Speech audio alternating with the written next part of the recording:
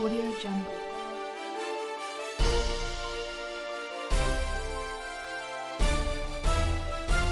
Audio Jungle.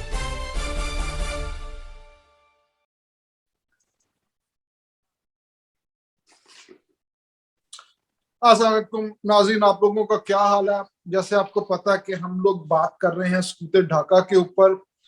पिछले programme ने हमने ज़रा जायज़ा लिया था उन अवामिल का जो बंगालियों की महरूमी का बायस बने, जिसकी वजह से उन्होंने अलग होने का फैसला किया, और बंगाल की मुख्तसर तारीख और फिर पाकिस्तान बनने के बाद के अवामिल से होते हुए हम अगरतला साजिश केस तक पहुंचे थे।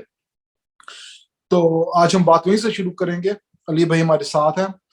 तो अली भाई प्लीज आप थोड़ा सा अगरतला साजिश केस से शुरू करके हमें बताएं कि सकूत ढाका की तरफ अगरतला साजिश केस का क्या किरदार है और फिर आगे क्या हुआ उसके बाद। जी हाँ जी, कल हम बात कर रहे थे ईस्ट पाकिस्तान सेपरेशन का जो मौजू था, उसके जो अवामल और उसके पहले के हालात, उसमें अवामी लीग की पॉलिटिक्स और इधर से मगरबी पाकिस्तान की पॉलिटिक्स, फौजी जो हुकूमत थी, उनकी जो सोच थी।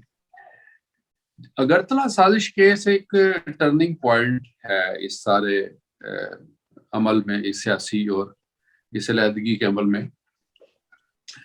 अयूब खान जो थे वो कल मैंने उनका जिक्र किया था कि जैसे कि उनका क्या माइंड था कि वो ये लोग मशरकी पाकिस्तान को एक लायबिलिटी समझते थे, और चाहे वो अयूब खान हो, चाहे सियासी लीडर या आम तबका जो था, फ्यूडल तबका या हैव्स का जितना भी तबका था, ये मशरकी पाकिस्तान को लायबिलिटी ही समझते थे। अच्छा, एक मजे की बात कि बड़ी एक मशहूर बहुत मशहूर है इनसे, शेख मुजीब से, कि जब कराची से दारुल खिलाफा शिफ्ट हुआ ना इस्लामाबाद, ये भी एक बहुत इम्पोर्टेंट फैक्टर था जिसने बंगालियों में एक थोड़ा सा एहसास पैदा किया। और कराची उनकी दस्तरस में फिर भी बहरी रास्ते के हवाले से था, और कराची में बहुत से बंगाली और बिहारी जो थे वो लोग आते थे, जॉब करते थे, और कराची बहुत खुशहाल और एक डेवलप सिटी था। तो जब इस्लामाबाद शिफ्ट हुआ तो बंगाली शेख मुजीब जब वहाँ विजिट के लिए गए हैं, तो उन्होंने एक बड़ा तंजिया फिक्रा बोला, जो तारीख में बहुत सारे लोगों से कोड करते हैं। कि उन्होंने जब इस्लामाबाद की नई नवेली सड़कें और खूबसूरत इमारतें देखी, तो उन्होंने कहा कि मुझे इन सड़कों में से पटसन की खुशबू आती है। तो यानी वही वाली बात के ये लोग समझते थे कि पैसा हमारा है और हमका तो खर्च नहीं हो रहा, और इसमें कोई दूसरी राय भी नहीं है। अच्छा, अगरतला साजिश केस जो है, इससे पहले अयूब खान का हमने जिक्र किया था। अयूब जो थे वो जो 56 में पैरिटी का प्रिंसिपल अडॉप्ट किया गया था, वो उसको तब्दील नहीं करना चाहते थे आइंदा इलेक्शन में, और वो चाहते थे कि पैरिटी की बुनियाद पे ही इलेक्शन होंगे, इसलिए कि इनका ख्याल था अगर पैरिटी रिमूव कर दी गई या ख़त्म कर दी गई तो फिर तो मगरबी पाकिस्तान के हाथों सब कुछ गया, और मशरकी पाकिस्तान वाले ज़ाहिर है उन पर ट्रस्ट नहीं करते थे। अगरतला साजिश केस का हमने कल जिक्र किया। मेरे पास एक किताब है, इसका नाम है कसूरवार कौन। ये किताब लिखी है एक मेजर रिटायर्ड है, अब्दुल वही जफर साहब, उन्होंने, ठीक है।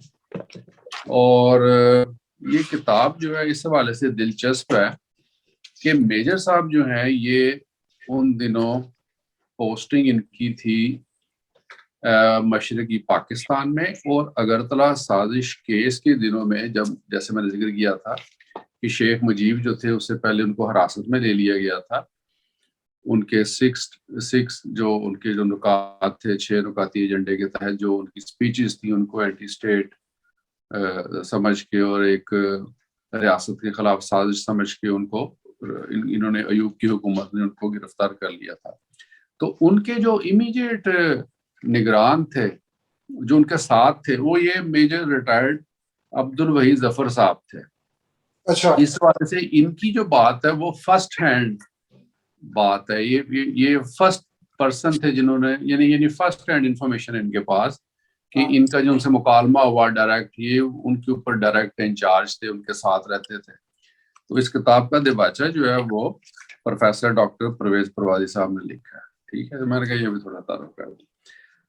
अच्छा, यहाँ पे मैं अब ये थोड़ा सा कोट करना चाहता हूँ कि ये मैं इन्हीं के अल्फाज में बयान करना चाहता हूँ ताकि बात जो है ना जैसे इन्होंने लिखी है उसी रेफरेंस से मैं आगे कोट करूँ। वैसे तो इस हवाले से बहुत से लोगों ने बहुत कुछ लिखा है, बहुत किताबें हैं। ब्रिगेडियर सिद्दीक साले की किताब है, जनरल खादम राजा उन्होंने लिखा है, और इसके अलावा लैम टालबोट ने लिखा है, फिर वो जो शर्मिला बोस है उसने लिखा है, हमूदुर रहमान कमीशन रिपोर्ट, इसमें भी काफ़ी हकायक हैं। लेकिन ये जो मुझे पसंद आई ये बात कि ये फर्स्ट हैंड उनकी जो इन्फॉर्मेशन है उस हवाले से।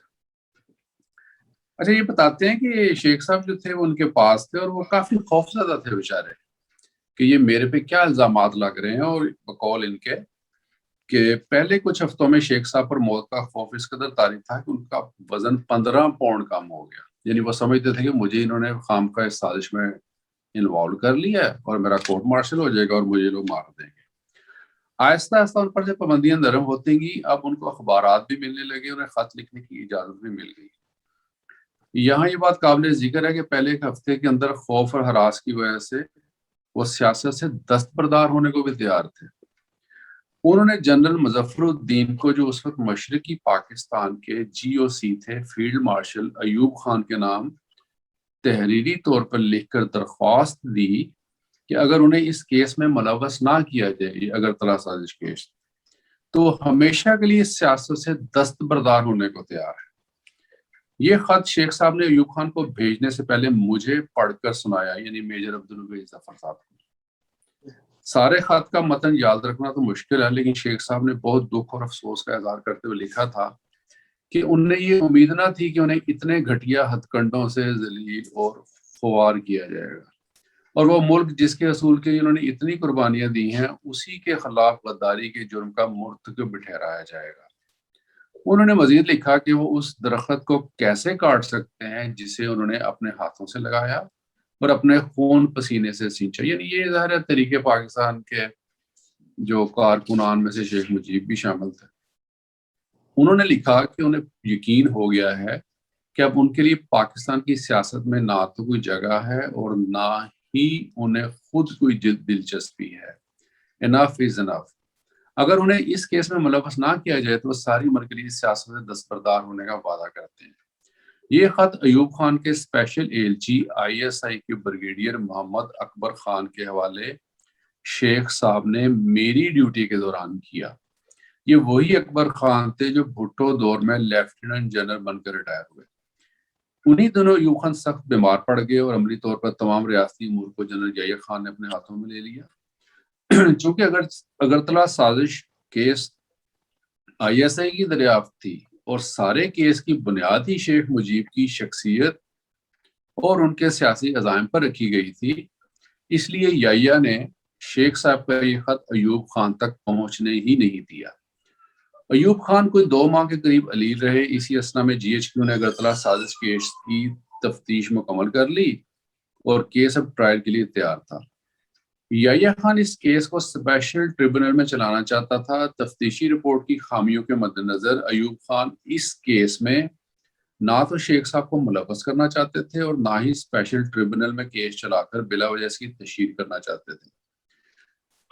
असल मसला यही था ना कि जब ये केस बना गया है तो उस वक्त तो शेख मुजीब जो थे वो इनकी हिरासत में थे, ये ना वहां मौजूद थे, ना इनको रंगे हाथों गिरफ्तार किया गया और ना ही इनका नाम किसी डॉक्यूमेंट में शामिल था।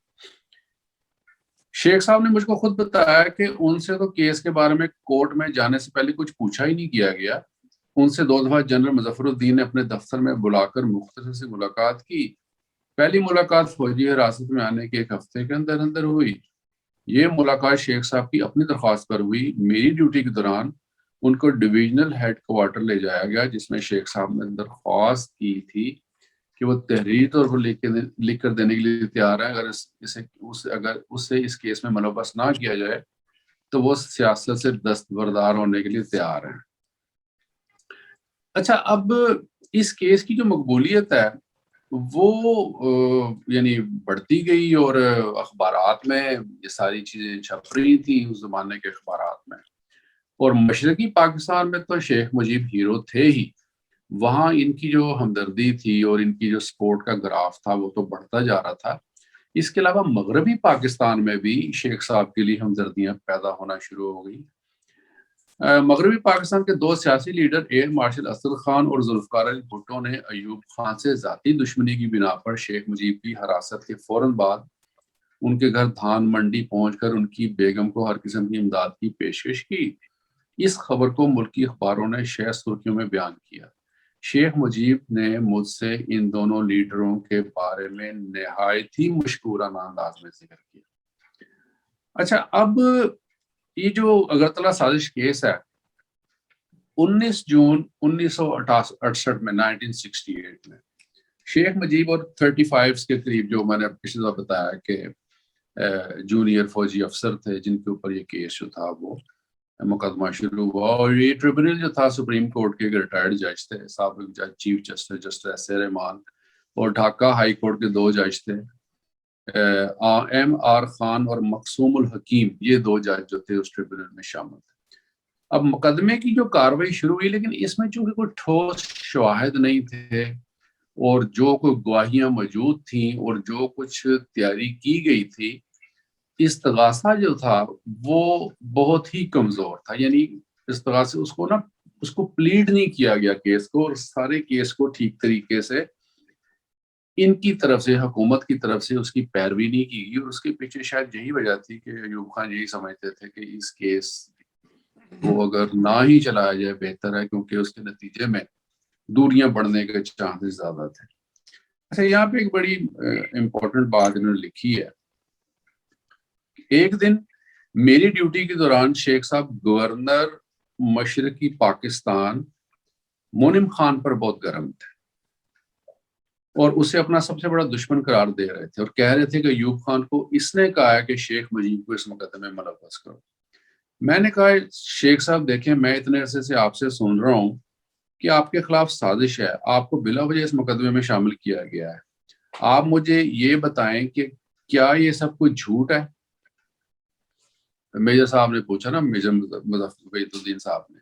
شیخ صاحب یکدم خاموش ہو کر مجھے گھور کر کے دیکھنے لگے اور پھر بولے, آگے سے شیخ صاحب کے الفاظ, نہیں, سب جھوٹ نہیں ہے, یہ مقدمہ درست ہے, لیکن میں اس میں ملوث نہیں ہوں. یہ فوج اور سول کے بنگالی ملازمین کی کارروائی ہے جو کسی نہ کسی وجہ سے اپنے آپ کو سروس کے دوران معطوف سمجھتے تھے. یہ ان کی مجنونانہ حرکت ہے. کیا یہ اسٹیوارٹ, ریٹائرڈ نائب صوبے دار یا سارجنٹ ملک کا تختہ الٹ سکتے ہیں؟ میں ملک کی ایک بڑی سیاسی پارٹی کا سربراہ ہوں. میں ان پیٹی آفیسروں اور نائب صوبے داروں یا کپتانوں سے مل کر ملک پر قبضہ کروں گا؟ میں نے اگر ایسا کام کرنا ہوتا تو بنگالی جرنیلوں کو ساتھ ملاتا اور میری پارٹی کے بڑے بڑے لیڈر میرے ساتھ ہوتے. میں اپنی پارٹی کے لیڈروں سے یہ کام کرواتا, خود کیوں کرتا؟ میرے سوا عوامی لیگ کا اور کوئی لیڈر کیوں نہیں پکڑا گیا؟ یہ نہیں شیخ صاحب کا آگے سے اس پر جواب تھا. اچھا, ہوتا یہ ہے کہ یہ اب سینیریو چل رہا ہے. اب صورتحال یہ ہے کہ ایک طرف مغربی پاکستان میں معاملات تھوڑے سے آؤٹ آف کنٹرول ہو رہے ہیں, دوسری طرف مشرقی پاکستان میں آؤٹ آف کنٹرول ہو رہے ہیں. تاشقند ریکارڈ ہو چکا ہے, اور بھٹو جو تھے وہ پچھلی دفعہ ذکر کیا تھا کہ بھٹو جو تھے وہ تاشقند ریکارڈ کے بہت بڑے ناقد تھے, اور مذہبی جماعتیں تھیں وہ بھی ایوب خان کے خلاف تھیں. مذہبی جماعتیں ایوب خان کس لیے خلاف تھیں کہ ایوب خان نے جو آئلی قوانین بنائے تھے, فیملی لاز بنائے تھے, اس میں بہت ساری باتیں وہ سمجھتے تھے کہ اسلام کے مطابق نہیں ہے. ویسے بائی دا وے جو ایوب خان تھے نا وہ سیکولر آدمی تھے, کافی زیادہ سیکولر آدمی تھے, پروگریسو بھی.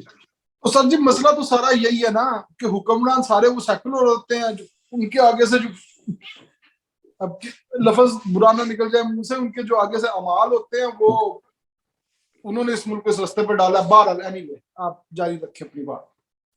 تو یہ سارا سلسلہ جو تھا چل رہا تھا. عوامی جو پروٹیسٹ تھے وہ مغربی پاکستان میں بھی شروع ہو گئے. یہاں پہ بھٹو اور ولی خان اور یہ سارے لوگ جو تھے یہ وائلنس احتجاج کے نتیجے میں ایوب خان کے زمانے میں یہ بھی اندر ہو گئے.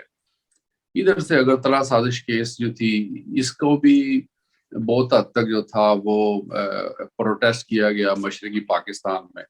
مشرقی پاکستان میں جو ایک بہت امپورٹنٹ واقعہ ہوا جس کی وجہ سے گورنمنٹ کو یہ کیس مکمل طور پہ بند کرنا پڑا, وہ ایک مشہور واقعہ تھا. اس کا نام اس کو کہتے ہیں سارجنٹ ظہور الحق کا قتل ہوا, اور یہ ان لوگوں میں سے شامل تھا, ان 35 لوگوں میں سے جن کو سازش کی وجہ سے گرفتار کیا گیا تھا.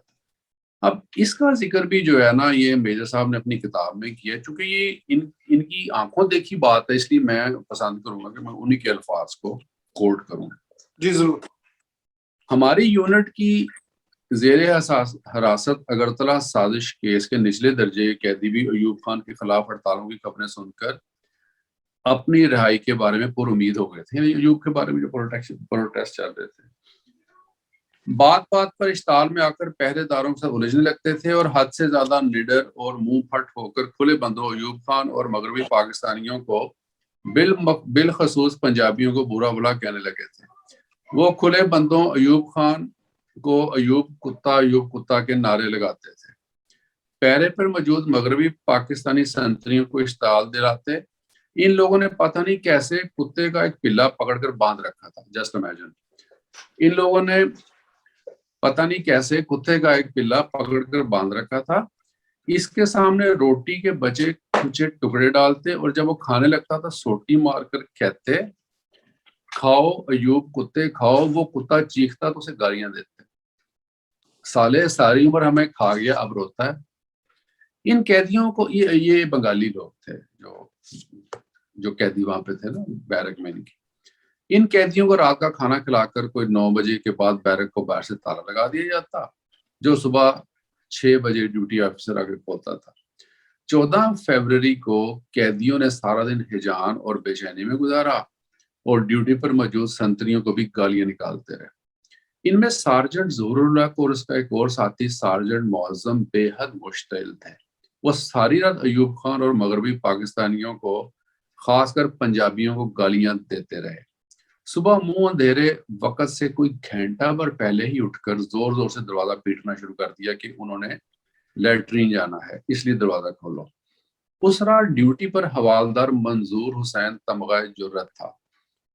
اس کے بیان کے مطابق اس نے ڈیوٹی JCO کو قیدیوں کی اشتعال انگیزی اور گالی گلوچ کی اطلاع دی تھی, لیکن اس نے کوئی کارروائی نہیں کی. ساری رات کی گالیاں سن کر حوالدار منظور شاہ بھی سخت غصے میں تھا. اوبویسلی ظاہر اب اس نے غصے میں آنا. جب قیدیوں نے زیادہ شور مچایا کہ دروازہ کھولا تو وہ ڈیوٹی JCO کے پاس گیا فلاں قیدی بہت اور کہا کہ فلاں قیدی بہت دیر سے شور مچا رہے ہیں کہ انہوں نے ضروری لیٹرین جانا ہے اس لیے تالا کھول دیا جائے. چنانچہ ڈیوٹی JCO نے مقررہ ٹائم سے کوئی 15-20 منٹ پہلے یعنی 15 فروری کو 5:45 بجے کے قریب تالا کھول دیا. حوالدار منظور شاہ نے حسب دستور ایک مسلح سنتری آ کے لگایا. اس کے پیچھے تینوں قیدیوں کو جو لیٹرین جانا چاہتے تھے ایک لائن میں کیا اور سب سے پیچھے دوسرا سنتری اور خود ساتھ بغل میں ہو کر کچھ فاصلے پر واقع لیٹرین کی طرف چل پڑے. راستے میں سارجنٹ ظہور الحق جو منظور شاہ کے ساتھ ساتھ جا رہا تھا اس نے پھر گالیاں دینی شروع کر دی. اس پر منظور شاہ نے اسے پیچھے سے ٹھڈا مارتے ہوئے کہا بکواس بند کرو اور سیدھے ہو کر چلو. سارجنٹ ظہور الحق غصے میں اس کی طرف لپکا تو منظور شاہ نے اس پر فائر کر دیا اور وہ زخمی ہو کر زمین پر گر گیا. معظم نے بھاگنے کی کوشش کی تو منظور شاہ نے اس پر بھی فائر کر دیا. تیسرا خود ہی ڈر کے مارے زمین پر لیٹ گیا. دونوں زخمیوں کو فوری طور پر CMH پہنچا دیا گیا. معظم تو بچ گیا مگر ظہور الحق ہسپتال پہنچ کر دم توڑ گیا. یہ واقعہ اس وقت پیش ہے جب ایوب خان کی حکومت کے خلاف ملک کے دونوں حصوں میں ہڑتالوں مظاہروں اور توڑ پھوڑ کا بازار گرم تھا. ایوب خان گول میز کانفرنس کے ذریعے ان پر قابو پانے کی آخری کوشش کر رہے تھے. چنانچہ اس قتل کو چھپانے کی خاطر اس وقت کے اسٹیشن کمانڈر بریگیڈیئر راؤف فرمان علی خان کے وہاں پر ایک کہانی بنائی گئی کہ سارجنٹ ظہور الحق اور اس کے 2 ساتھی قیدیوں نے فرار ہونے کی کوشش کی جس پر مجبوراً ان پر گولی چلانی پڑی، جس کے نتیجے میں سارجنٹ ظہور الحق بھاگنے کی کوشش میں گولی لگنے سے مر گیا۔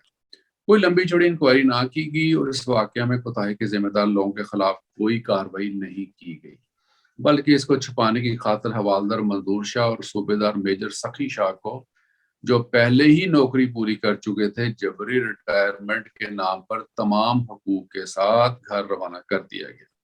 اس واقعے کے نتیجے میں سارجنٹ ظہور الحق اور دیگر قیدی مشرقی پاکستان کے ہیرو بن گئے۔ سارجنٹ ظہور کے جنازے میں لوگ لاکھوں کے حساب سے امڑ پڑے اور طیش میں آ کر لوگوں نے اس ریسٹ ہاؤس پر دھاوا بول دیا جس میں اگرتلہ سازش کیس کی سماعت کرنے والے ٹریبونل کے صدر جسٹس ایسے رحمان ٹھہرے ہوئے تھے۔ وہ خود تو عقبی دروازے سے بچ نکلنے میں کامیاب ہو گئے، لیکن مشتعل ہجوم نے ریسٹ ہاؤس کو نظر آتش کر دیا۔ اس کے علاوہ بپھرے ہوئے ہجوم نے خواجہ حسن عسکری سمیت بہت سے دیگر وزراء کے گھروں کو بھی جلا کر خاکستر کر دیا۔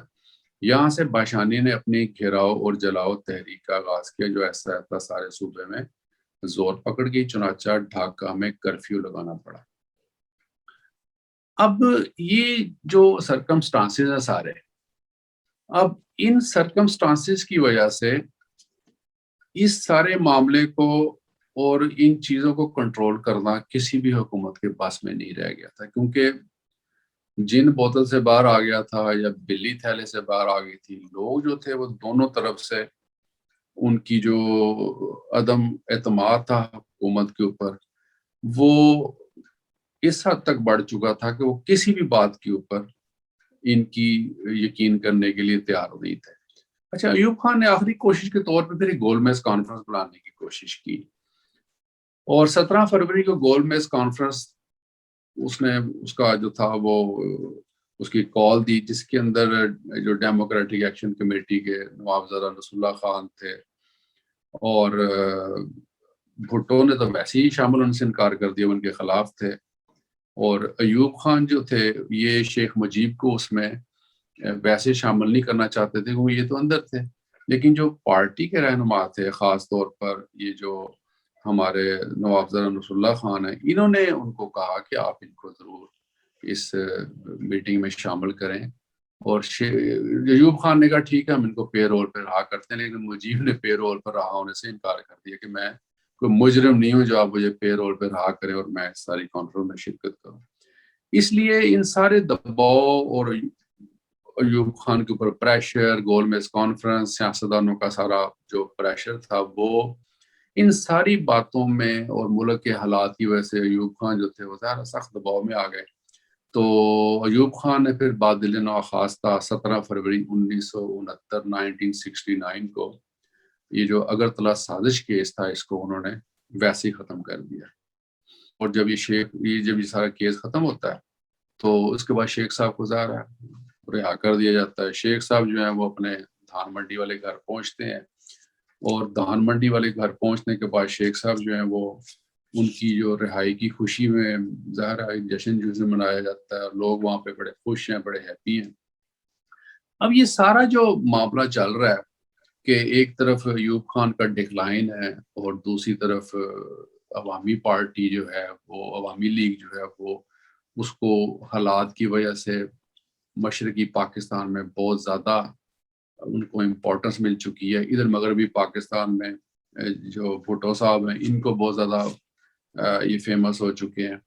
25 فروری 1969 کو یحییٰ خان جو ہیں وہ اس کو ریپلیس کرتے ہیں ایوب خان کو۔ ایوب خان ویسے بھی بیمار ہو گئے تھے اور سب لوگوں کا پریشر بھی ان کے اوپر بہت تھا۔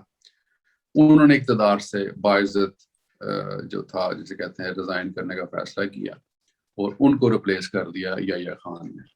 اب یحییٰ خان جو تھے وہ نسبتاً ان کا جو تھا مائنڈ سیٹ وہ ایوب خان سے اس حوالے سے تھوڑا ڈفرینٹ تھا کہ ایوب خان جو تھے وہ پیرٹی کی بنیاد پر الیکشن جو تھا وہ کروانا چاہتے تھے، جبکہ یحییٰ خان جو تھے انہوں نے اگلا الیکشن اس کا اناؤنس کیا اور انہوں نے اس کو 1 مین 1 ووٹ کے تحت اس الیکشن کو انہوں نے اناؤنس کیا کہ یہ پیرٹی کی بنیاد پر نہیں ہوگا بلکہ 1 مین 1 ووٹ کی بنیاد پر ہوگا، اور اسی بات نے پھر آگے سے مشرقی پاکستان میں عوامی لیگ جو اکثریت تھی یا ان کا جو جمہوری حق تھا اس کے لیے راہیں جو تھی وہ متعین. اگر کوئی بات کرنی ہو آپ نے. بہت تفصیل سے آپ نے بتایا اگرتلہ سازش کیس اس کا کیا نتیجہ نکلا, بہت یہ زبردست واقعات ہے. میں ایسی ایک تبصرہ کرنا چاہتا ہوں, ایک بات کہنا چاہتا ہوں. دیکھیں اس طرح یہ ریٹائرڈ فوجی یہ کتاب لکھ دیتے ہیں اور مطلب یہ بہت مطلب وہ ریالٹی کے وہ حقیقت کو واضح کرتی ہے کیا, لیکن اٹ ڈزنٹ میٹر. مطلب یہ اب یہ کتاب لکھ دینا اور بعد میں یہ کہہ دینا کہ جی یہ اصل میں یہ ہوا تھا, جو جس نظام کا یہ میجر صاحب حصہ تھے اور جس نظام نے اس ملک کو تقسیم کر کے رکھ دیا, مطلب یا تو مطلب اس ٹائم آپ کوئی فیصلہ کریں نا ریزائن, اس ٹائم اگر آپ کو کوئی چیز بات غلط ہوتی نظر آ رہی ہے تو آپ اپنی پوسٹ سے ریزائن کریں, کچھ کریں.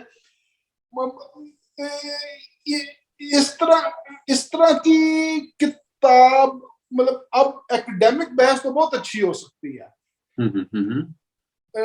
لیکن ایٹ دا مومنٹ جب ایک برائی چل رہی ہوتی ہے اس وقت تو مطلب یہ میجر صاحب اس کا حصہ تھے نا. آپ کیا کہیں گے میری بات کے اوپر؟ ہاں, بات یہ ہے کہ یہ جو آرمی ہے یا سول سروس ہے, آرمی زیادہ تر اس کی بات کرتے ہیں, سول سروس میں پھر لوگ بات کر لیتے ہیں. ڈسپلنری ایک قسم کی یہ جو نا سروسز ہوتی ہیں, ان میں ڈسپلن میٹر اور کریٹیکل میٹر خاص طور پہ. اس میں اس نے لکھا ہے, اس نے میجر صاحب نے, کہ مجھے تو اجازت نہیں تھی ان سے بات کرنے کی بھی, جو ان کو ہدایات دی گئی نا ایوب کے زمانے میں جب وہ گرفتار ہوئے ہیں, ان کو صرف یہ ہدایت دی گئی تھی کہ آپ ایک VVIP شخصیت کے ساتھ آپ کی ڈیوٹی ہے, تو کسی بھی قسم کی بات کرنے کی اجازت نہیں تھی, جسٹ سیکورٹی پہ فائز. اب ہوتا کیا ہے کہ اب جیسے یار وہ کتاب ہے نا کرنل رفیع صاحب کی, بھٹو کے ساتھ جو انہوں نے دن گزارے آخری 363 پڑھی ہے ان کے جو لاسٹ 300 ڈیز تھے. اب کرنل رفیع کو تو اجازت نہیں تھی بھٹو سے بات کرنے کی, اور وہ انہوں نے لکھا ہے کہ میں وہ جو بگ کیا ہوا تھا ان کا کمرہ کال کوٹڑی جو بگ کی ہوئی تھی, تو چونکہ خود بھی وہ انٹیلیجنس آفیسر رہے تھے, ان کو پتا تھا کہ اس کے سارے سوئچ کیسے آف کرنے ہیں, اسے کیسے ڈیفیوز کرنا ہے, تو وہ اس کو ڈیفیوز کر کے رات کو ان سے بیٹھ کے باتیں کیا کرتے تھے. اس وقت تو وہ نہیں کہہ سکتے تھے کہ میں یہ سب کچھ کر رہا ہوں, نہ وہ اس وقت صدائے احتجاج بلند کر سکتے تھے, لیکن بعد میں جو کچھ اس نے تحریر کر دیا, جو کچھ لکھ گیا ہے, وہ دیٹ از ہسٹری. تو یہ میرا خیال ہے کہ ایک آپ کی نا کنٹریبیوشن ہوتی ہے حالات کے حوالے سے. مثلا ہم لوگ بھی جب سروس میں ہوتے ہیں یا کوئی چیز ہم دیکھ رہے ہوتے ہیں, تو اس وقت آپ کا جو ایک اوتھ ہوتا ہے یا آپ کی جو ایک دیکھیں علی بھائی, یہ بھٹو کا قتل ہو گیا, مشرقی پاکستان کا سانحہ ہوگا, یہ ٹریجڈی ہے.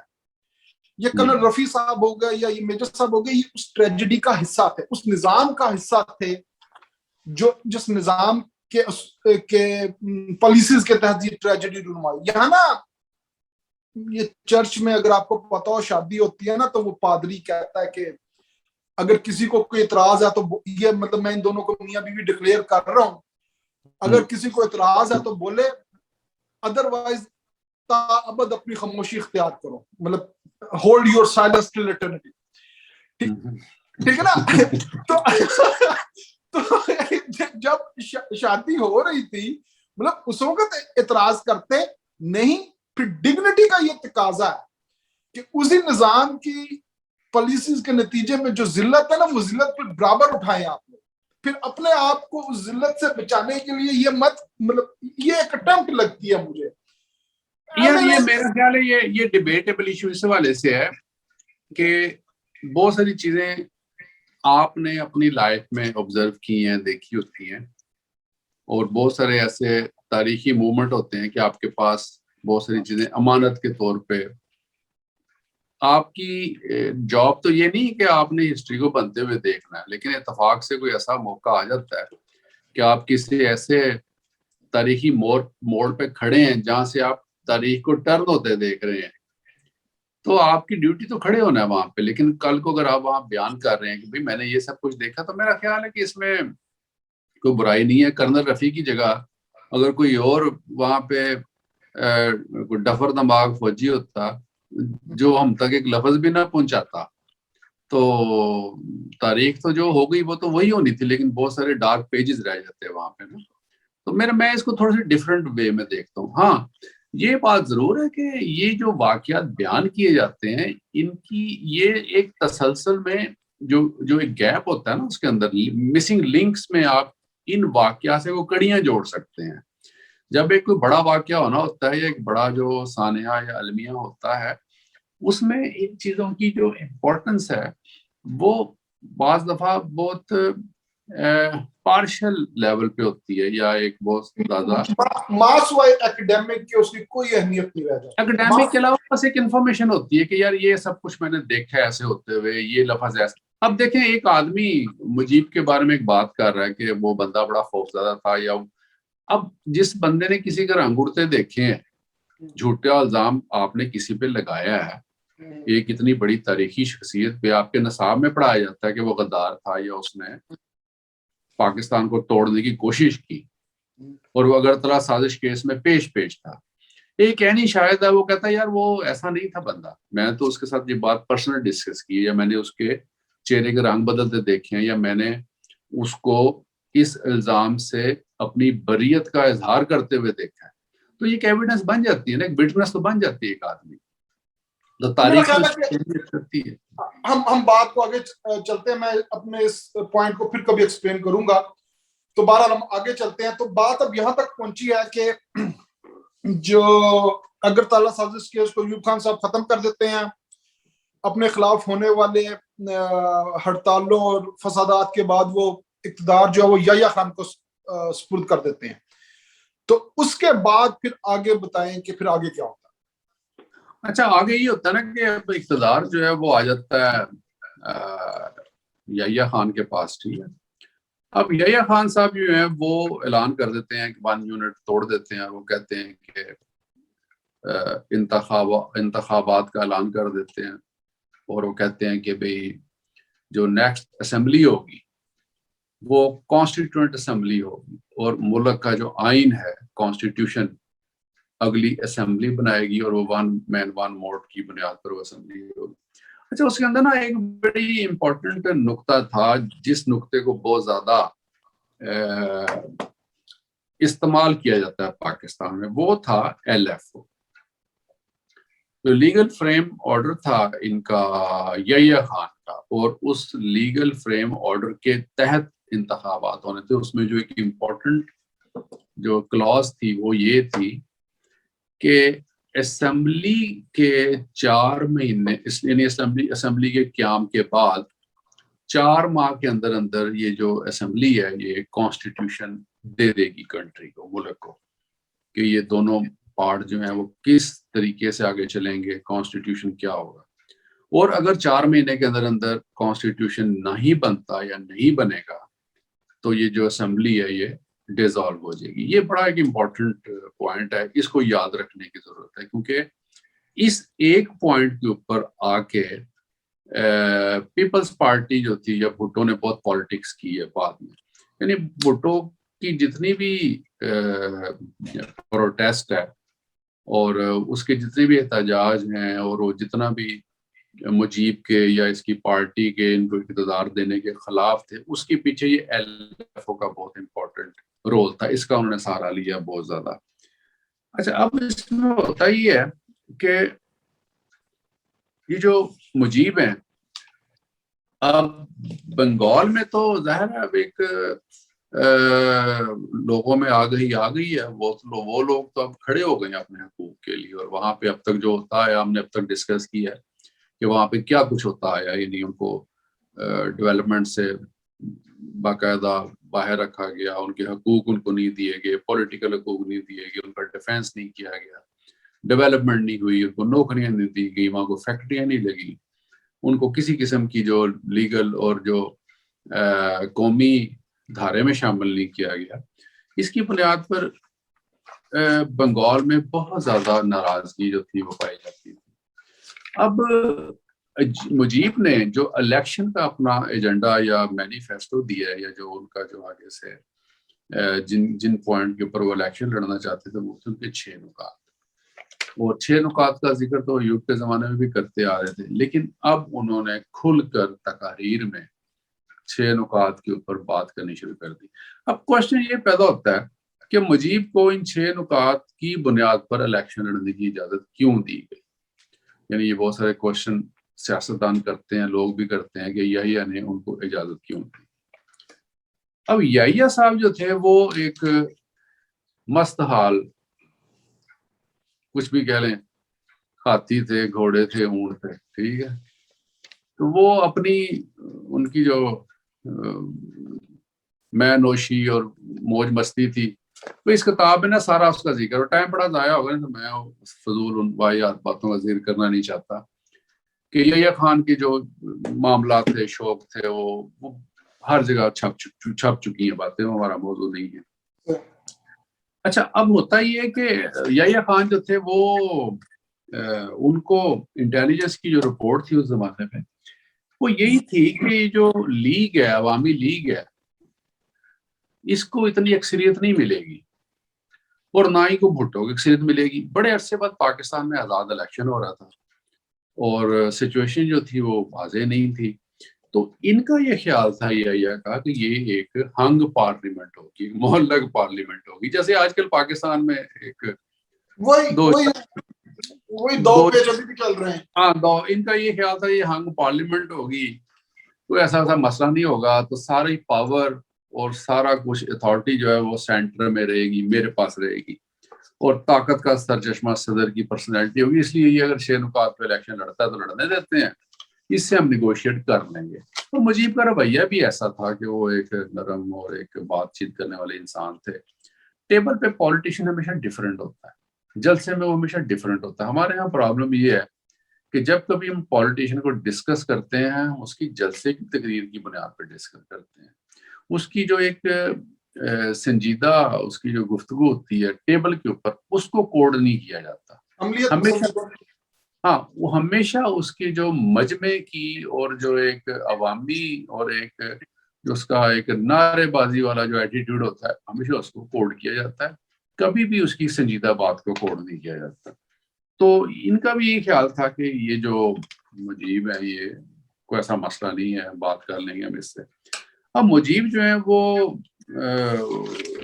شیخ مجیب جو ہے وہ دن بدن ان کی پاپولیرٹی بڑھتی جا رہی ہے. 11 جنوری 1970 کو ڈھاکہ کا جو پلٹن میدان ہے، وہاں پہ انہوں نے لاکھوں لوگوں سے خطاب کیا، اور اس کے اندر انہوں نے کھل کر اظہار کیا ہے صوبائی خود مختاری کا. اور اس جلسے میں پہلی مرتبہ مجیب نے مشرقی پاکستان کو بنگلہ دیش کا نام دیا کہ یہ جو ہمارا علاقہ ہے یہ بنگلہ دیش ہے. یہ جو ان کا 6 نکاتی ایجنڈا تھا، اس کے اندر ایک یہ بڑی امپورٹنٹ شک تھی نا، انہوں نے اعلان کیا تھا کہ ہم لوگ صوبہ سرحد اس زمانے میں اس کو ہم پختونستان کا نام دیں گے. وہ اس زمانے میں ہم نے پروگرام کیا کہ وہ کتنا سینسٹیو ایشو تھا پاکستان کے لیے، اور ادھر مشرقی بنگال کو بنگلہ دیش کا نام. تو یہ دونوں نام جو تھے یہ تو موت تھی مغربی پاکستان والوں کے لیے.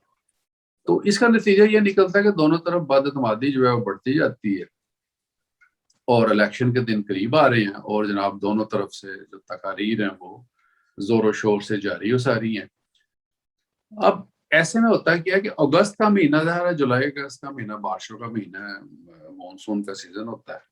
تو بنگلہ دیش میں بڑا سخت قسم کا اگست میں 1970 میں سیلاب آیا، بڑا تاریخی اور بڑا خوفناک قسم کا سیلاب تھا، جس سے کہتے ہیں کہ 1 کروڑ سے زائد جو لوگ تھے وہ متاثر ہوئے اور بے گھر ہوئے. اور اس کے نتیجے میں الیکشن جو تھے وہ مجیب یحییٰ خان نے وہ دسمبر تک انہوں نے ڈیلے کر دیے کہ الیکشن کو تھوڑا ڈیلے کر دیا جائے. اب اس میں ایک اور بدقسمتی یہ ہوتی ہے کہ نومبر میں جو بے آف بنگال ہے وہاں پہ ایک سائیکلون آتا ہے، اور وہ بہت ہی خطرناک قسم کا سائیکلون، بہت ہی بڑا طوفان. اور جیسے آپ لوگوں کے امریکہ میں ہریکن وغیرہ آتے ہیں، ٹورنیڈوز وغیرہ آتے ہیں. اچھا، اس طوفان میں مشرقی پاکستان میں اس وقت کے مشرقی پاکستان میں لاکھوں لوگ مارے گئے، یعنی لاکھوں لوگ مارے گئے.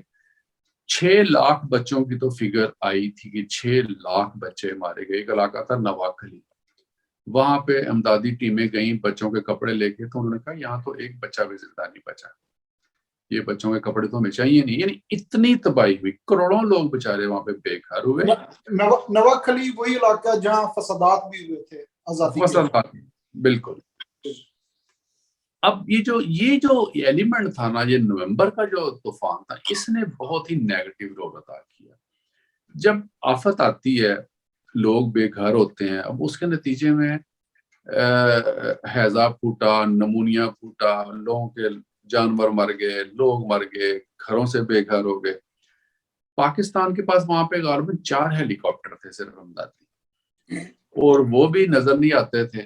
اس کے مقابلے پہ دنیا نے وہاں پہ مدد بھیجی، امریکہ نے ہیلی کاپٹر بھیجے، روس نے بھیجے، باقی ممالک نے وہاں مدد بھیجی، لیکن پاکستان کی طرف سے جو مدد تھی نا وہ کسی کو نظر نہیں آتی تھی. حالانکہ گراؤنڈ کے اوپر آرمی نے کام کیا، کافی کام کیا، لیکن وہ اس کی نا چونکہ پولیٹیکلی بھی مغربی پاکستان کے حق میں کوئی وہاں پہ تو لوگوں کی سمپتیز نہیں تھی، نہ ہی لوگوں کی کوئی ایسی رائے تھی.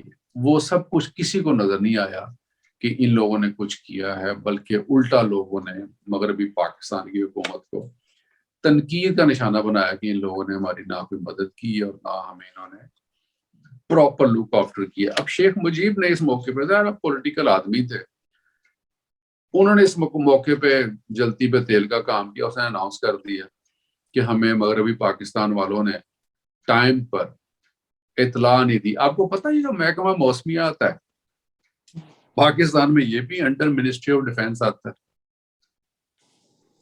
اچھا، نہیں مجھے اس بات کا نہیں پتا. ہاں، محکمہ موسمیات منسٹری آف ڈیفینس کے انڈر ہے. تو وہ میں اس کی پھر میں کبھی وجہ بتاؤں اس کی وجہ کیا. اچھا، وہ آج کل تو پورا پاکستانی منسٹری آف ڈیفینس کے نہیں، ویسے تو سارے ان کے انڈر لیکن یہ جو منسٹری ہے نا، یہ اپنا محکمہ یہ انہی کے انڈر ہے. تو اب ہوتا یہ کہ وہ انہوں نے الزام لگا دیے کہ حکومت نے طوفان کا جو ہے وہ ٹائم سے اطلاع نہیں دی، اور ہم لوگ ادروائز ہم لوگ بچ جاتے یا محفوظ مقامات میں منتقل ہو جاتے. اب حکومت جو تھی وہ ان حالات میں الیکشن ملتوی کرنا چاہتی تھی، پر شیخ مجیب نے اس کی اجازت نہیں دی. اس نے کہا نہیں، الیکشن ملتوی ہم نے نہیں کرنے دینے. یہ ان کے لیے بڑا اچھا موقع تھا، حکومت کے خلاف پوری پبلک، اور یہ عوامی لیگ کا ایک ہوا تھی، ایک گڈ ایئر تھی، ایک لوگوں کا جوش و ولولہ تھا. اس لیے انہوں نے کہا یہ کام تو ہم نے نہیں کرنا نا. اچھا، اب ہوتا یہ کہ الیکشن ہو جاتے ہیں. اب 300 سیٹیں ہیں الیکشن میں، ٹھیک ہے، ٹوٹل. اور ان کی جو انٹیلیجنس رپورٹس ہیں ان کے بالکل ہی برعکس 167 سیٹیں جو ہیں وہ لے جاتی ہے جناب آپ کی عوامی لیگ. بنگلہ دیش کی 169 سیٹیں تھیں، اور ہاں 169 میں سے 167 عوامی لیگ لے جاتی. اور دوسری طرف مغربی پاکستان میں جو پیپلز پارٹی کی 81+5 جو ریزرو سیٹیں تھیں، 86 سیٹیں جو ہیں وہ پیپلز پارٹی لے جاتی ہے. اب 300 میں سے 167 جس کی سیٹیں ہیں، اس بندے کی ایک کلیئر میجورٹی ہے، without any alliance, without any space, without any support, without any political alliance. وہ ایزیلی آسان میجورٹی سے حکومت بنا سکتے ہیں. ہونا تو یہ چاہیے تھا کہ یحییٰ خان جو تھے صدر، وہ چونکہ اس کے آل ان آل تھے اور وہ رسپانسبل تھے، وہ اجلاس بلاتے جو طریقہ کار ہے، اور اس طریقہ کار کے تحت جناب جو لوگ دعوت دی جاتی ہے حکومت بنانے کی، وزیر کو دعوت دی جاتی. بالکل. اچھا، اب جیسے ہی یہ اعلان ہوتا ہے 9 دسمبر 1970 کو مولانا بھاشانی جو تھے وہ مشرقی پاکستان میں اعلان کرتے ہیں 9 دسمبر 1970 کو کہ 1940 کی قرارداد لاہور کے مطابق صوبوں میں صوبائی خود مختاری کے حوالے سے ریفرینڈم کرایا گیا. میں نے پچھلے پروگرام میں بتایا نا، ایک فضل حق بھی یہی بات کرتے تھے. قرارداد لاہور پیش کرنے والے وہ لوگ تھے، ان سے زیادہ ان الفاظ کو کون سمجھ سکتا تھا جو اس قرارداد میں تھے. اچھا، بھشانی کے اس مطالبے کی بنیاد پہ یا اسی کو آگے بڑھاتے ہوئے شیخ مجیب نے کہا کہ یہ جو الیکشن ہوا ہے جس میں ہمیں واضح اکثریت ملی ہے یہ اصل میں ریفرینڈم ہی ہے اور ہمارا اب اگلا سفر مکمل صوبائی خود مختاری ہے، کیونکہ اس نے الیکشن جیتا ہی 6 پوائنٹس کے اوپر۔ اچھا، بھٹو صاحب جو تھا وہ اپنے زوم میں تھے۔ اب دیکھیں بھٹو کی شخصیت جو ہے وہ بھی ایک بہت قابل غور ایک پورا سارا ایک ہے سبجیکٹ ہے، لیکن اس سارے معاملے میں بھٹو صاحب کا جو رول رہا ہے اس میں سے نیگیٹیوٹی ہمیں زیادہ نظر آتی ہے، پازیٹیوٹی کم نظر آتی ہے۔ نیگیٹیوٹی ایک جو پاور سٹرگل شروع ہو گئی تھی اس میں بھی بھٹو صاحب کا رول کوئی اتنا پازیٹیو نظر نہیں آتا۔ لیکن اگین کہ بھٹو کو جب کبھی کوٹ کیا جاتا ہے اس کی پبلک سپیچز کو کوٹ کیا جاتا ہے، اور درے پردہ بھٹو نے کیا باتیں کی ہیں، مجیب کے ساتھ اس کی کیا انڈرسٹینڈنگ تھی۔ اصل تو کپتان مجیب تھا نا، او سوری یحییٰ خان تھا نا جی۔ جو تنقید ابھی میں نے میجر کرنل رفیع پہ اور میجر صاحب پہ کی ہے، ظفر صاحب پہ، میں وہی تنقید ان سیاستدانوں پہ کرتا ہوں کہ پس پردہ بات جب ہسٹری کا ایک صفحہ پلٹا جاتا ہے نا سر، تو پھر پس پردہ باتوں کی کوئی اہمیت نہیں رہتی۔ پھر لوگوں کو وہی لوگ اس پورے تاریخی واقعے کو ان باتوں کی نظر سے دیکھتے ہیں جو سر عام کی جاتی ہیں۔ تو یہ مطلب نا یہ سیاستدانوں کو بھی تھوڑا خیال کرنا چاہیے کہ پھر سر عام پھر ایسی باتیں نہیں کرے۔ دیکھیں یہ تنقید میری ملٹری اور سول دونوں کے اوپر ہے کہ بھائی آپ بند دروازوں پہ باتیں کرتے رہے، یا تو وہ باتیں کوئی رنگ لے آتی تو اس کے بعد پھر آپ بعد میں آ کے مطلب مینشن کرتے کہ یہ وہ سوتے ڈھاکہ اگر بچ جاتا تو پھر ان باتوں کی ہوتی۔ یہ مطلب ماس وائے ایکیڈیمک کے ان چیزوں کی میں کوئی اہمیت نہیں، میں ان کو مطلب وہ اہمیت دینا بھی نہیں چاہتا۔ کیوں؟ کیونکہ ان لوگوں کو اسی جو واقعہ ہو گیا اس کے اوپر ایویلویٹ کرنا چاہیے، اور جو انہوں نے برسر عام جو باتیں کی اسی پہ ایویلویٹ کرنا چاہیے۔ یہ بات درست ہے کہ جو سرعام باتیں ہوتی ہیں پبلک اسی پہ چلتی ہے، اور سیاستدان سرعام بات وہی کرتا ہے جو پبلک سننا چاہتی ہے، پبلک سینٹیمنٹ۔ لیکن یار پھر بھی میں آپ کو اسی سارے قصے میں آپ کو بتاؤں گا کہ جب لاوا پک کر تیار تھا، وہ بات تھوڑی سی آگے آئے گی، میں آگے اسے ڈسکس کروں گا۔ مثلا 7 مارچ کو، خیر میں بعد میں بات کرتا ہوں، والی پھر سیکوینس ہمارا خراب ہو جائے گا۔ تو یہ بہت سارے مواقع ایسے آتے ہیں کہ پولیٹیشین جو ہیں وہ ہولڈ کر جاتے ہیں کہ بھئی ابھی یہ بات کرنے کی نہیں ہے، اور بہت سارے مواقع ایسے ہوتے ہیں کہ جب پبلک کو باہر نہیں نکالنا لیکن پولیٹیشین اسے باہر نکال لیتے ہیں کہ اب آ جاؤ۔ تو یہ سچویشن مینوپولیٹ ہوتی رہتی ہے، کیونکہ بہت سارے ہڈن انٹرسٹ ایسے ہوتے ہیں جو صرف لیڈر کو پتا ہوتا ہے کہ اب میں نے کیا کرنا ہے یا کیا کروانا ہے۔ اگر اس کی جدوجہد اور اس کی جو سٹرگل ہے اور اس کا جو ڈیسیجن ہے کلک ہو جائے تو وہ سکسیسفل ہے، نہ کلک ہو تو وہ اس کا بیڑا گرک ہے۔ اچھا، اب ہوتا یہ ہے کہ ادھر مجیب صاحب میجورٹی لے گئے، ادھر بھٹو صاحب میجورٹی لے گئے۔ مجیب صاحب جو ہیں وہ تقاریر کر رہے ہیں اور وہ جناب اپنی خوشی میں فتح میں وہ جلسے کر رہے ہیں، لوگ بڑے خوش ہیں، اور عوامی لیگ کی جو فتح ہے وہ پورے مشرقی بنگال میں اس کا جناب تذکرہ ہو رہا ہے، اور وہ مسلسل اپنی تقریروں میں زور دے رہے ہیں کہ 6 نکات کے اوپر ہی بات ہوگی اور اسی کے تحت آئندہ کانسٹیٹیوشن بنے گا۔ زیادہ سے زیادہ وہ صوبائی خود مختاری کی بات کر رہے تھے۔ اب یہ سب باتیں جب یحییٰ کو پتہ چل رہی تھی، ایک تو پہلے اس کی امیدوں میں پانی پھر گیا کہ یہ میجورٹی لے گئے ہیں، اب دوسرا صوبائی خود مختاری جو زیادہ سے زیادہ تھی اور جو 6 نکات تھے اس کے اوپر تو سب سے کمزور مرکز جو ہے وہ مارز وجود میں آنے والا تھا، اور یہ بات جو تھی یحییٰ کو قطعاً منظور نہیں تھی۔ وہ چاہتا تھا کہ یہ سینٹر سٹرونگ رہے تاکہ میری صدارت قائم رہے۔ یہاں پہ پھر میں کیبنٹ مشن کا حوالہ دوں گا کہ جس کو جناح صاحب نے ایکسپٹ کیا تھا وہ ایک کمزور سینٹر تھا۔ اینی وے آپ اپنی بات جاری رکھیں۔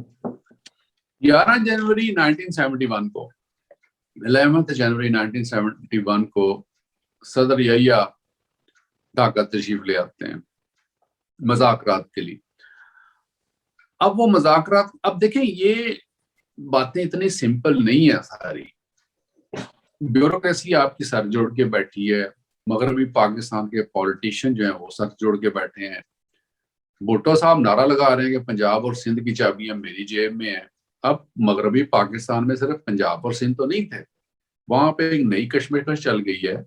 وہاں پہ مفتی محمود ہے، وہاں پہ اصغر خان ہے، وہاں پہ نوابزادہ نصر اللہ ہے، وہاں پہ میاں طفیل ہے، اور جو باقی لیڈر ہیں ولی خان ہے، بلوچ لیڈر ہیں، وہ سارے تو بھٹو کو اپنا نمائندہ نہیں سمجھتے اور وہ بھٹو کے ان کلیمز کے اگینسٹ ہیں.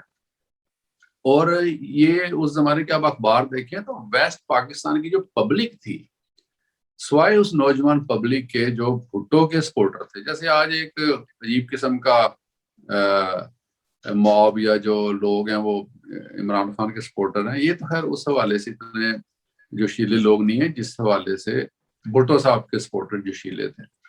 تو یہ سارے بھٹو کو اپنا نمائندہ تو نہیں سمجھتے تھے، اس لیے وہاں پر بھی کشمکش جاری تھی اور بھٹو کی مخالفت وہاں پہ بھی ہو رہی تھی. اور وہاں پر بھی یہ بات ہو رہی تھی کہ مجیب کے ساتھ بات کیسے کی جائے گی، کون کرے گا اور کس طریقے سے معاملات کو لے کے ہم آگے چلیں گے. تو ان سب باتوں کا یحییٰ خان کو بھی پتا تھا، اس تک بھی سارے وفد آتے تھے، بات ہوتی تھی. تو یحییٰ خان نے پھر خود سوچا کہ میں خود جا کے مجیب سے بات کر کے آتا، کیونکہ پریزیڈنٹ تو وہ تھا، اجلاس اس نے طلب کرنا تھا، میجورٹی اس نے دیکھنی تھی، حکومت اس نے ہینڈ اوور کرنی تھی. 11 جنوری 1971 کو 1971 کو ڈھاکہ میں مذاکرات شروع ہوتے ہیں اور مجیب نے ان مذاکرات میں ٹیبل پہ بیٹھ کے اس کو یحییٰ خان کو بڑی ڈیٹیل سے چیزیں سمجھائی ہیں ساری، اور اس کو بتایا کہ میں نے ان پوائنٹس کے اوپر ووٹ لیے ہیں اور ان پوائنٹس کو ہم امپلیمنٹ کیسے کریں گے. اور ان کا تو موقف بہت ہی کلیئر تھا نا. یہ تو قرارداد لاہور جو تھی 1940، یہ اس کے تحت آزادانہ صوبائی خود مختاری کی بات کرتے تھے، جبکہ ہمارے ہاں پنجاب میں، سندھ میں، پاکستان میں تو صوبائی خود مختاری کی تو بات ہی نہیں ہوئی، انلیس کہ یہ 2008 میں جب پیپلز پارٹی کا دور آیا ہے تو انہوں نے جو امینڈمنٹ 19 ترمیم ہے نا میرا خیال ہے، اس کے تحت انہوں نے لوگوں صوبائی خود مختاری دی، جس کے اوپر ابھی بھی بڑا اعتراض ہوتا ہے.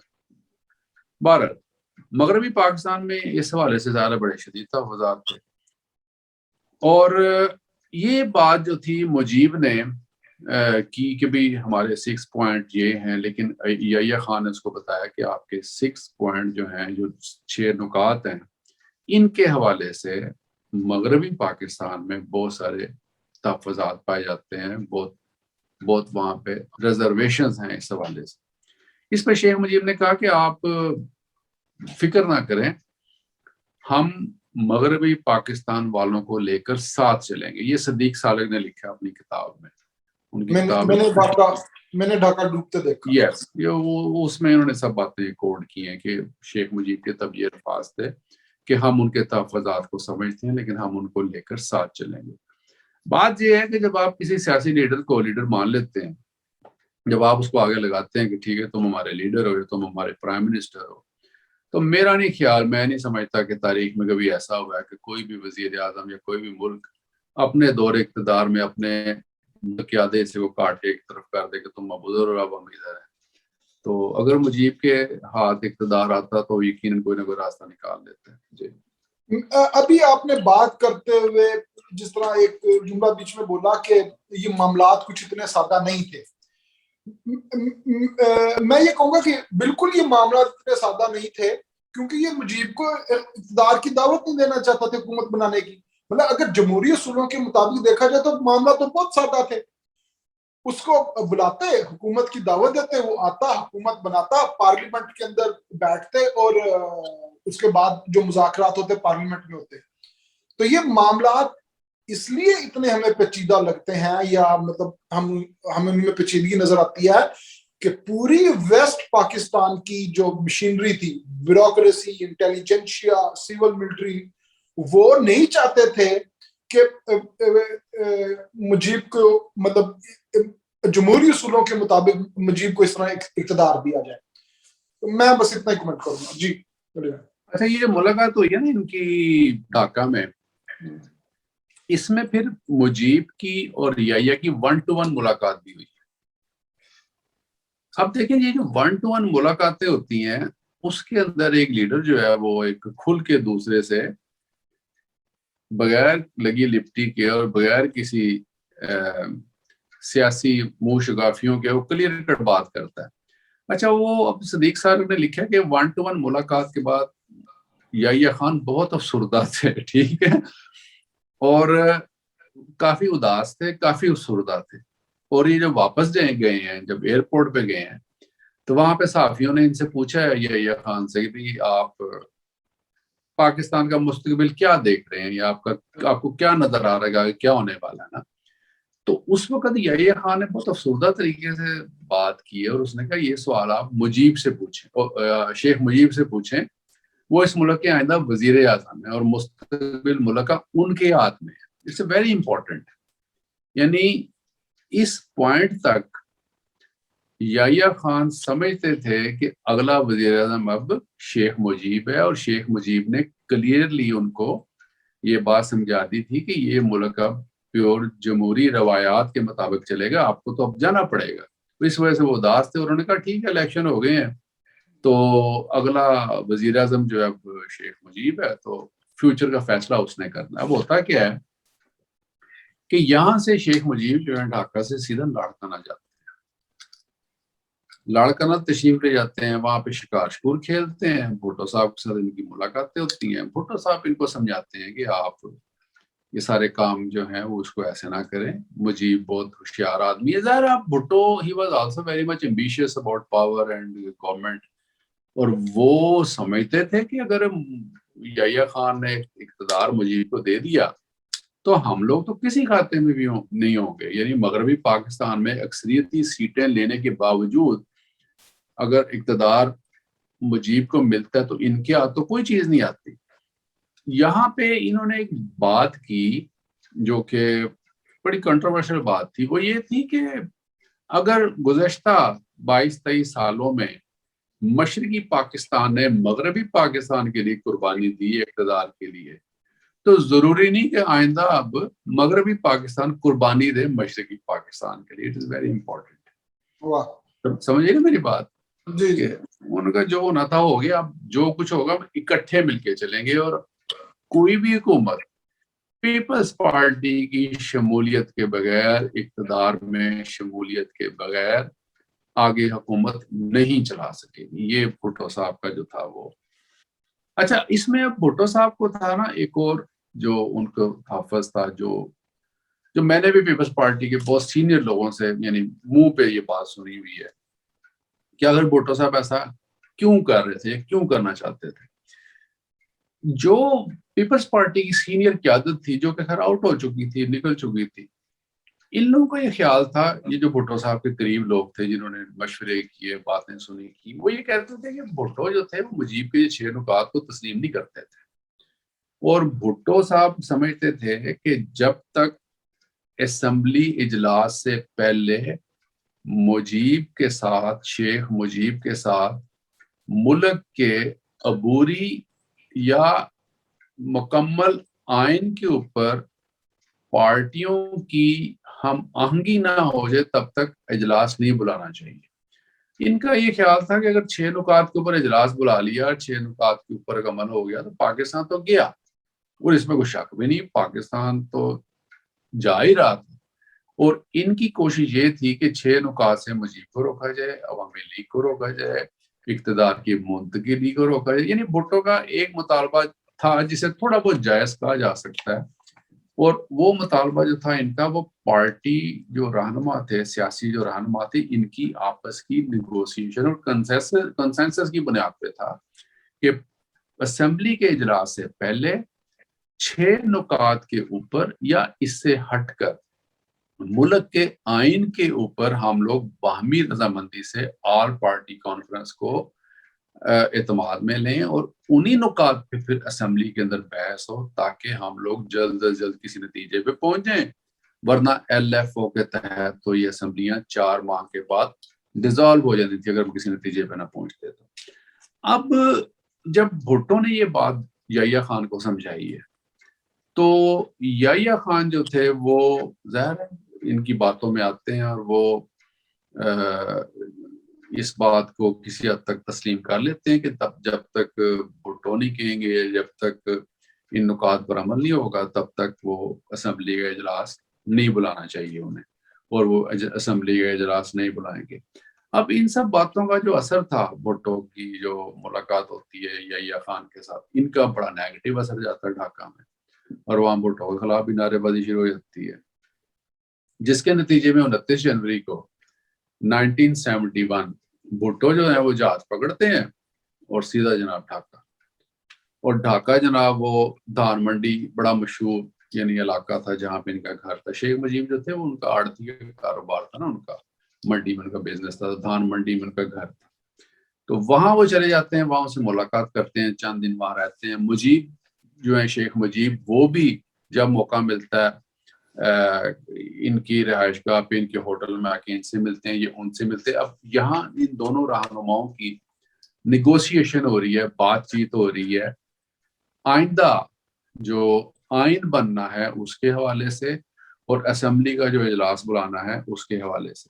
بقول شیخ مجیب کے، بھٹو صاحب جو تھے انہوں نے آئینی امور کے اوپر یا آئینی کانسٹیٹیوشنل ریفارمز کے اوپر کوئی بات نہیں کی، انہوں نے بات کی ہے منسٹریز کے اوپر کہ ہم اگر شامل ہوتے ہیں گورنمنٹ میں تو آپ ہمیں کون کون سی منسٹریز دیں گے، اور بھٹو مجیب کو کہتے رہے ہیں کہ آپ کے جو 6 پوائنٹ ہے میرے نزدیک یہ کانسپیریسی ہے اور یہ ملک کو علیحدہ کرنے کی سازش ہے۔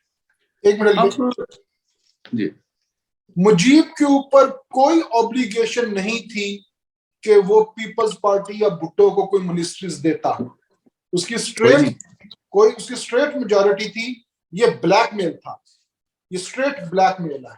یار مجیب کی مجبوری کیا تھی؟ مجیب کی مجبوری تھی فوجی حکومت۔ پاکستان میں فرسٹ ٹائم جمہوری طریقے سے انتخابات اور انتقال اقتدار ہونا تھا۔ 47 سے لے کے تو 70 تک تو آپ کے ملک میں کوئی ڈیموکریٹک ویلیوز کو جگہ ہی نہیں ملی، ون مین ون ووٹ کا کوئی پرابلم نہیں، تو یعنی امپلیمنٹ نہیں تھا۔ اقتدار وہاں پہ رہا زیادہ تر فوجی حوالے سے، یعنی 58 59 سے لے کے تو 70 تک تو فوج بیٹھی ہوئی۔ اس سے پہلے بیوروکریسی کے پاس رہا، اس سے پہلے بیوروکریسی تھی، اس سے پہلے گورنر جنرلوں کا دور تھا، جو کچھ بنگالی لیڈروں کے ساتھ ہوا ہے وہ بھی ہم نے تھوڑا بہت ڈسکس کیا ہے۔ تو ڈیموکریٹک ویلیوز تو تھی نہیں، اور مجیب مجبور تھا۔ وہ کس سے نیگوشیٹ کر رہا تھا؟ وہ تو فوج سے نیگوشیٹ کر رہا تھا، اور طاقت کے، پاور کے ان حلقوں سے نیگوشیٹ کر رہا تھا جنہوں نے پاور اس کو منتقل کرنی تھی۔ اس کو پاور منتقل ہوتی، ایک پروسیس چلتا، تو دوبارہ یہ سب کچھ نہ ہوتا۔ تو فرسٹ ٹائم چونکہ سب کچھ ہو رہا تھا، اس لیے every thing was new in that system. اچھا، 2 فروری کو ایک اور بڑا امپورٹنٹ واقعہ ہوتا ہے، وہ یہ ہوتا ہے کہ 2 فروری 1971 کو انڈیا سے ایک جہاز اغوا ہو کے پاکستان آیا تھا، مغربی پاکستان آیا تھا۔ اچھا، وہ جو جہاز ہے اس کو 2 بندے اغوا کرنے والے ہیں، ایک کا نام اشرف اور ایک کا نام ہاشم ہے، دونوں کشمیری لوگ تھے۔ انہوں نے وہاں آ کے پیسنجر تو رہا کر دیے، لیکن انہوں نے جہاز کو شام کو وہاں پہ آگ لگا دی۔ اس کا بڑا پروٹیسٹ ہوتا ہے انڈیا کے اندر کہ یہ پاکستان نے کیا بدماشی کی۔ ادھر سے مغربی پاکستان میں بھی جو حالات ہیں، مشرقی پاکستان میں بھی جو حالات ہیں، انڈیا نے اس چیز کو بہت زیادہ پروٹیسٹ کیا، اور انہوں نے جناب جو پاکستان کا جو ایئر کوریڈور تھا اس کے اوپر پابندی لگا دی۔ انہوں نے کہا تمہاری ایسی تیسی، اب آپ کے پاس بنگلہ دیش جانے کے لیے، ایسٹ مشرقی پاکستان جانے کے لیے راستہ جو بچتا ہے وہ وایا سری لنکا بچتا ہے، کہ پہلے سری لنکا جائے وہاں سے یہاں آئے۔ ایک تو انہوں نے یہ کام کیا۔ یہ جو واقعہ ہے انڈیا کے طیارے کا، یہ بہت ہی امپورٹنٹ ایشو ہے، کیونکہ اس کے خلاف انڈیا میں بہت احتجاج ہوتا ہے، اور پاکستانی سفارت خانے کے باہر بڑا احتجاج ہوتا ہے۔ اس کے ریئیکشن میں ادھر پاکستان میں انڈین سفارت خانے کے باہر احتجاج ہوتا ہے، توڑ پھوڑ ہوتی ہے۔ تو یہ دونوں ممالک کے درمیان ایک نئی کشیدگی کا آغاز شروع ہو جاتا ہے. ادھر سے مشرقی پاکستان میں کشیدگی ہے، ادھر سے بارڈر پہ کشیدگی ہے، ادھر سے آپ کے داخلی معاملات، ادھر سے خارج، یعنی ہر طرف سے جو آپ کے لیے جو ہے نا حالات وہ ٹائٹ ہوتے چلے جا رہے ہیں. 14 فروری 1971 صدر نے اسمبلی کا اجلاس 3 مارچ کو ڈھاکہ میں طلب کر لیا. صدر اس نے یحییٰ خان نے کہ 3 مارچ کو جو ہے وہ اسمبلی کا اجلاس جو ہے وہ مشرقی پاکستان ڈھاکہ میں منعقد ہو. کوئی اس میں بات ہے آپ کرنے والے تو نہیں آپ جاری رکھیں اپنی بات. ابھی ٹائم کتنا رہتا ہے؟ میرا خیال ہے کہ ہمارے پاس 5-10 منٹ ہیں. اب اس میں جیسے جیسے اجلاس کا وقت قریب آ رہا ہے 3 مارچ کا، مغربی پاکستان کے جو لیڈر ہیں اب وہ پولیٹیکل ایکٹیویٹی شروع ہو گئی ہیں.